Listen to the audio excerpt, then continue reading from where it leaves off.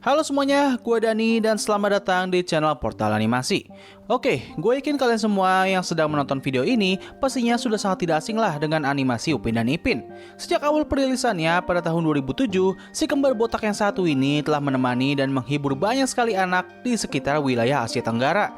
Kartun ini awalnya dikenal sebagai kartun yang sangat mendidik dan juga memiliki cerita yang sangat lucu. Nah, tapi apabila kita melihat situasi dari Upin dan Ipin sekarang ini, gue yakin kita semua setuju bahwa ada banyak sekali orang yang sepertinya sudah sangat membenci animasi ini. Ada banyak sekali alasan yang melatar belakangi masalah ini, mulai dari kualitas animasinya yang sebenarnya terlihat lebih bagus namun sangat dibenci, hingga penggambaran tokoh utamanya sendiri yang menurut beberapa orang sudah tidak seperti dulu lagi. Nah, semua respon ini jelas membuat gue bertanya-tanya, apakah Upin dan Ipin memang sudah tidak sebagus dulu lagi, atau semua respon tersebut hanyalah sudut pandang yang tercipta dikarenakan ikut-ikutan saja? Nah, untuk menjawab pertanyaan ini, kita langsung masuk aja ke pembahasan dalam 3, 2, 1.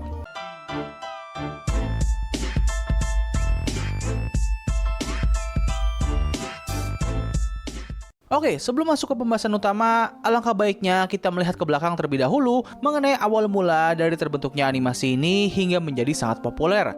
Nah, seperti yang sudah gue jelaskan di awal, serial Upin dan Ipin pertama kali muncul pada tahun 2007 dan dibuat oleh sebuah studio animasi yang bernama Les Kopaku Production. Pada awalnya, Upin dan Ipin dibuat sebagai proyek animasi pendek yang bertujuan untuk memberikan edukasi kepada penonton anak-anak mengenai hal-hal yang ada di bulan Ramadan.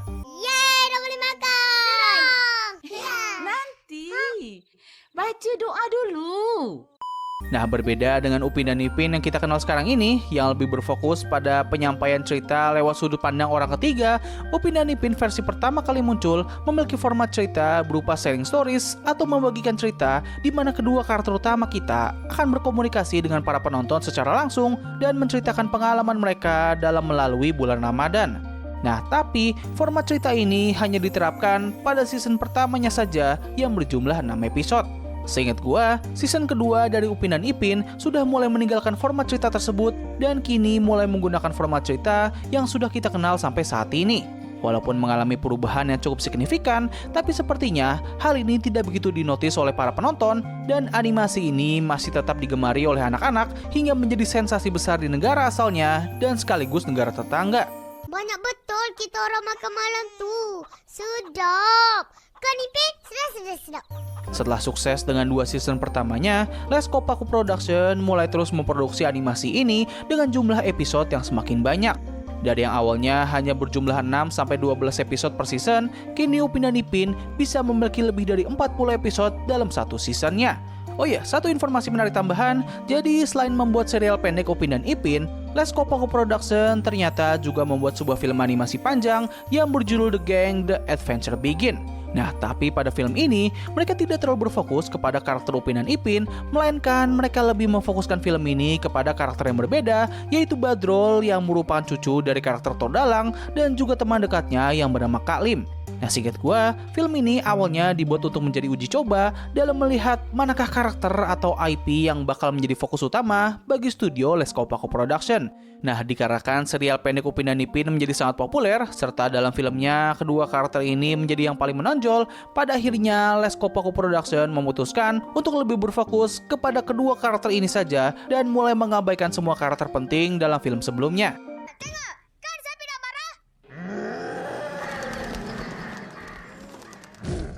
Nah, apabila kita mengingat kembali apa yang membuat serial Upin dan Ipin bisa menjadi sangat sukses dan disukai oleh anak-anak, beberapa hal yang mungkin selalu diutarakan adalah lelucon yang sangat lucu dan bisa diterima oleh berbagai kalangan, sifat dan kepribadian dari kedua karakter utamanya yang terbilang cukup nakal namun disukai oleh para penonton, ceritanya yang sangat relate dengan kehidupan anak-anak desa yang sederhana hingga memiliki banyak sekali pesan moral dan juga nilai edukatif yang sangat bagus namun dengan isi yang bersifat universal atau umum dan bisa diterima oleh semua kalangan. Semua poin tersebut membuat Upin dan Ipin menjadi sangat sukses dan selalu mendapatkan respon positif dari para penonton. Nah, tapi seiring berjalannya waktu, animasi ini seketika mulai mendapatkan respon yang tidak begitu baik. Memang harus diakui bahwa sejak dulu ada beberapa pihak yang tidak begitu menyukai animasi ini, namun pada saat itu jumlah orang-orang ini tidaklah begitu banyak dan alasan mereka tidak menyukainya adalah karena selera atau memang tidak suka dengan tipikal animasi seperti ini, hingga adanya berita-berita palsu dan juga nyeleneh yang menyebabkan adanya stigma negatif terhadap animasi Upin dan Ipin. Ya, gue yakin kalian semua masih ingat lah dengan berita mengenai Upin dan Ipin ini sebenarnya merupakan propaganda dari Israel. Nah, tapi untuk sekarang, gue melihat kalau mayoritas orang yang tidak menyukai atau bahkan membenci animasi ini adalah orang-orang yang dulunya suka menontonnya. Yes, orang-orang ini adalah mereka-mereka yang dulunya suka terhadap Upin dan Ipin, namun dikarenakan berbagai macam alasan, mereka pun akhirnya menjadi benci terhadap animasi ini. Nah, lalu yang menjadi pertanyaan di sini adalah apa yang melatar belakangi masalah ini? Well, setelah membuat postingan di kolom komunitas YouTube mengenai topik ini, gue bisa menyimpulkan beberapa alasan.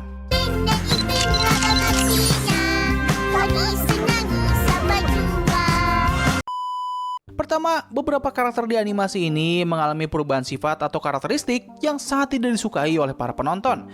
Salah satu perubahan yang paling dipermasalahkan oleh orang-orang adalah dari kedua karakter utamanya sendiri. Menurut mereka, karakter Upin dan Ipin di versi modern itu memiliki kepribadian yang sangat cengeng. Berbeda dengan versi terdahulunya yang bisa dikatakan sebagai bocah nakal yang cukup barbar, Upin dan Ipin di versi terbaru ini seringkali digambarkan sebagai bocah yang cukup manja dan tidak berani dalam menghadapi masalah mereka. Nah, tidak hanya dari karakter utamanya saja, beberapa karakter sampingan di serial ini pun juga mengalami banyak perubahan, dan kebanyakan dari perubahan ini sangat tidak disukai oleh para penonton. Salah satu contoh dari perubahan ini adalah dari karakter Opah yang dulunya digambarkan sebagai seorang nenek yang cukup bijak, kini ia malah digambarkan sebagai seorang nenek yang suka bercanda dan terkadang agak narsis. Selain dari karakter, hal lain yang dipermasalahkan oleh orang-orang adalah dari leluconnya. Menurut mereka, lelucon dari Upin dan Ipin versi modern itu terasa sangat cringe, tidak lucu, dan seringkali memaksa. Tidak hanya itu saja, tema atau suasana sederhana dari animasi ini pun juga mengalami perubahan yang sangat signifikan. Bila dulunya serial Upin dan Ipin memiliki nuansa pedesaan yang sangat kental, untuk versi terbarunya ini, mereka justru malah membawakan tema modern dan banyak sekali unsur teknologi yang membuat tema kesederhanaan dan juga tradisional dari animasi ini kian hari mulai menghilang. Selain dari nuansa kesederhanaan yang mulai menghilang, Upin dan Ipin versi modern juga telah menghilangkan salah satu ciri khas yang membuat mereka sangat disukai oleh para penonton lawas, yaitu cerita yang diiringi oleh pesan moral. Menurut mereka, mayoritas cerita dari Upin dan Ipin versi modern itu lebih berfokus pada hiburan saja dan sudah jarang sekali dalam memberikan nilai edukasi. Dan hal terakhir yang menjadi isu bagi beberapa orang adalah dari kualitas animasinya. Menurut mereka, kualitas animasi di versi modern ini memang terlihat lebih bagus, namun banyak dari mereka lebih suka dengan versi lamanya. Ada juga yang beranggapan kalau animasi versi modern itu terlihat sangat aneh karena mereka seringkali menghadirkan animasi yang terlihat sangat ekspresif tanpa alasan yang begitu jelas. Nah, jadi begitulah beberapa hal yang dipermasalahkan oleh orang-orang mengenai Upin dan Ipin versi modern. Nah, lalu yang menjadi pertanyaan berikutnya adalah apakah semua pandangan itu merupakan hal yang valid? Apakah semua komplainan ini memang bisa menjadi bukti kalau Upin dan Ipin versi modern memang tidak sebagus versi dulu? Atau bisa saja ini semua hanyalah sudut pandang yang subjektif saja dan itu semua dipengaruhi oleh efek nostalgia? Well, untuk menjawab pertanyaan tersebut, gue tentunya harus melihat secara langsung bagaimana kualitas dari Upin dan Ipin versi modern. Dan setelah menonton beberapa episode terbaru yang tersedia di YouTube, berikut ini adalah hal yang bisa gue dapatkan. Dari segi karakter utama, menurut gue penggambaran karakter Upin dan Ipin versi ini terasa hampir gak ada perubahan sama sekali. Sifat mereka hampir tidak jauh berbeda dengan versi terdahulunya, di mana mereka masih sama-sama digambarkan sebagai seorang bocah iseng dan suka penasaran terhadap hal-hal tertentu. Untuk sifat cengeng, penakut, manja, dan sebagainya, menurut gue sifat ini sebenarnya sudah mereka miliki bahkan dari awal kemunculannya. Nah, kalau misalnya memang sudah dari awal mereka digambar demikian, lalu kenapa orang-orang mempermasalahkan hal ini di versi modern? Well, gue pribadi memiliki dua asumsi. Pertama, alasan kenapa mereka sangat mempermasalahkan hal ini adalah karena di versi modern, setiap kali Upin dan Ipin menunjukkan sifat yang manja ataupun sedang bersedih, mereka selalu menggambarkannya dengan sangat dramatis dan berlebihan hingga membuat para penonton mengira kalau inilah sifat utama mereka sekarang ini. Yang kedua, orang-orang membandingkan Upin dan Ipin versi modern dengan versi yang ada di film The Gang.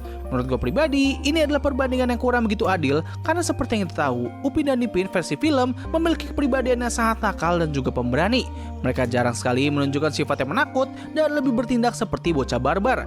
Justru kalau kita membandingkan versi modern dengan versi awal-awal season, gue yakin kedua versi ini hampir tidak jauh berbeda. Nah, lalu bagaimanakah dengan para karakter sampingannya?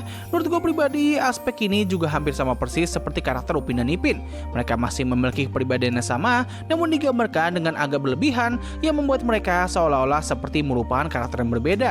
Ya, walaupun harus diakui bahwa terdapat beberapa perubahan kecil dari para karakter ini, seperti Kak Ros yang kini lebih jarang marah dan juga memiliki sifat yang agak narsis, serta Opah yang kini lebih sering bercanda dan terkadang berbuat usil. Kalau dari segi lelucon, gue pribadi agak kesulitan sih dalam menilai aspek ini.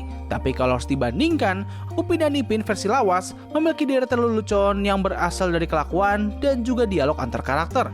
Biasanya, momen lucu ini muncul ketika Upin dan Ipin ataupun teman-temannya sedang melakukan tindakan yang nakal dan juga nyeleneh. Selain itu, momen lucu ini juga muncul ketika ada suatu karakter sedang meledek ataupun merosting karakter yang lain. Hah? Tak boleh. Ini cacing, Ma. Hah, kenapa tak boleh, Meme? Nah, dari versi modern ini, mereka sebenarnya masih menggunakan format lelucon yang sama. Namun apa yang membuat orang-orang sepertinya menjadi sangat tidak suka adalah karena mereka seringkali melebih-lebihkan lelucon tersebut dengan adegan yang over the top dan juga full ekspresi. Kalau soal masalah nuansa perkampungan yang sederhana, menurut gue nuansa ini sebenarnya masih cukup melekat di versi modern ini.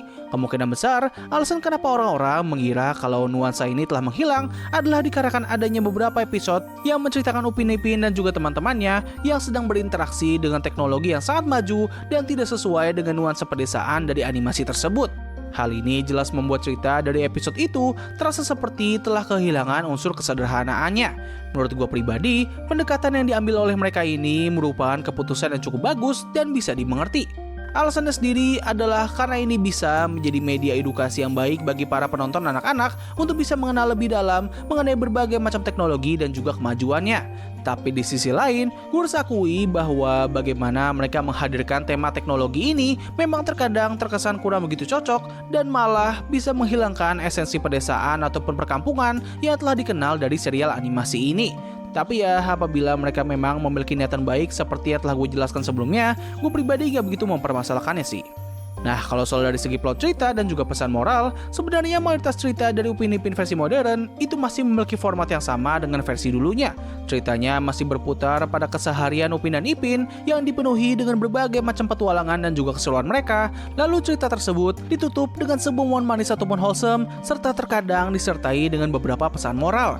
Nah, kalau misalnya memang demikian, kenapa banyak orang mengira kalau nilai edukasi dari serial ini telah menghilang? Well, kemungkinan besar ini dikarenakan ketika mereka mencoba untuk menonton Upin dan Ipin kembali, mereka malah disajikan dengan berbagai macam momen random, entah itu ceritanya sedang berada di skenario yang fiktif ataupun ada juga momen musical number. Skenario fiktif yang gue maksud di sini adalah momen di mana Upin dan Ipin sedang menceritakan dunia fiksi yang sedang mereka bayangkan ataupun keduanya sedang memasuki dunia tersebut. Beberapa contoh dari skenario ini adalah ketika Upin dan Ipin sedang menjadi bajak laut ataupun ketika mereka berdua sedang berkolaborasi dengan Ultraman.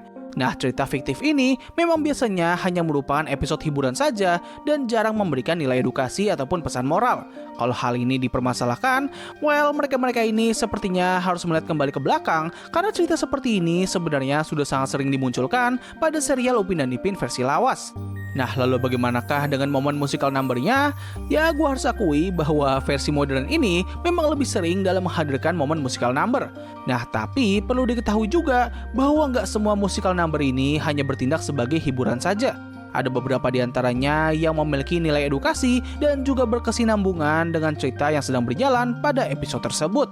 Lalu apakah banyaknya musical number ini bisa membuat Upin dan Ipin menjadi jelek? Well, tulis pendapat kalian di kolom komentar di bawah. Nah, hal terakhir yang mau gue singgung adalah dari segi animasinya. Sebelumnya kita harus akui bahwa kualitas animasi dari Upin dan Ipin versi modern itu jauh lebih bagus daripada versi lawasnya. Pergerakan animasinya jauh lebih fluid dan ekspresif, serta visual dan grafiknya itu terlihat jauh lebih detail dan juga berwarna. Nah, kalau misalnya memang lebih bagus, kenapa banyak orang lebih suka dengan animasi versi lawasnya? Well, gue pribadi memiliki dua asumsi mengenai fenomena ini. Pertama, ini semua disebabkan oleh faktor nostalgia. Mayoritas orang yang memiliki pandangan ini pastinya adalah orang-orang yang telah menonton serial Upin dan Ipin sejak lama. Sangat kecil kemungkinan kalau orang-orang yang baru menonton animasi ini bakal lebih memilih versi lawas ketimbang versi modern. Nah, topik ini sudah pernah gue utarakan pada video pembahasan mengenai perbandingan antara SpongeBob lawas dan juga versi modern. Pandangan kita terhadap versi terbaru dan juga versi lama dari suatu karya itu sangat dipengaruhi dengan faktor nostalgia. Jadi ya wajar aja kalau banyak orang yang lebih suka dengan versi lawas ketimbang versi modernnya, walaupun kualitasnya sendiri tidaklah lebih bagus. Nah, tapi tidak hanya faktor nostalgia saja yang membuat fenomena ini bisa terjadi. Faktor lain yang membuat orang-orang sangat tidak suka dengan animasi Upin dan Ipin versi modern adalah dari penggunaan animasinya. Berdasarkan hasil pengamatan gua, Upin dan Ipin adalah animasi komputer yang tidak terlalu menitik beratkan pada aspek visual, melainkan lebih ke aspek pergerakan animasi. Kalian bisa lihat sendiri deh, kalau Upin dan Ipin ini memang bukanlah animasi dengan grafik yang sangat bagus. Detail lingkungan dan karakternya itu terlihat sangat sederhana, serta mereka jarang sekali mempertegas bagian pencahayaan dan juga bayangannya. Nah, tapi di waktu yang bersamaan, pergerakan dari animasinya ini terbilang sangatlah fluid dan juga ekspresif. Seharusnya ini bukanlah masalah yang besar kalau andaikan mereka tidak menggunakan pergerakan animasi yang terlihat seperti animasi 2 dimensi atau traditional animation. Tapi dikarenakan mereka malah mengambil pendekatan tersebut, hal ini pun membuat animasi mereka ini terkadang terlihat agak aneh hingga masuk ke taraf yang sangat tidak nyaman untuk dilihat. Nah, seharusnya pendekatan ini harus disertai dengan detail atau visual yang unik seperti yang digunakan pada film Spider-Verse dan segala macam animasi yang menggunakan gaya yang serupa. Kalau andaikan ini diaplikasikan, asli dah, gue yakin animasi bakal jadi top tier banget sih. Indonesia bakal ketar-ketir coy, karena standar animasi tetangga mereka ternyata udah sejauh itu. Nah, jadi begitulah yang bisa gue bahas pada video kali ini. Overall, menurut gue pribadi, Upin dan Ipin versi modern ini sebenarnya tidaklah seburuk apa yang dikira oleh orang-orang. Ya memang ada beberapa hal yang baru dan juga berbeda dari versi modernnya, tapi menurut gue pribadi, hal tersebut tidaklah membuat Upin dan Ipin versi modern bisa dikatakan sebagai animasi yang jelek. Walaupun gue harus akui kalau arahan gaya animasi dari versi modern ini memang cenderung sangat aneh dan seringkali terlihat uncanny valley. Tapi ya itu semua adalah sudut pandang gue pribadi. Kalau menurut kalian gimana? Apakah setelah menonton video ini kalian masih tetap menganggap kalau Upin dan Ipin versi modern itu jelek? Atau kalian malah baru tersadarkan kalau selama ini kalian hanya ikut-ikutan hype kebencian saja terhadap animasi ini? Tulis pendapat kalian di kolom komentar di bawah. Jadi terima kasih atas waktu yang telah kalian luangkan untuk menonton video gue. Gue undur diri, sampai ketemu lagi di video selanjutnya. Bye!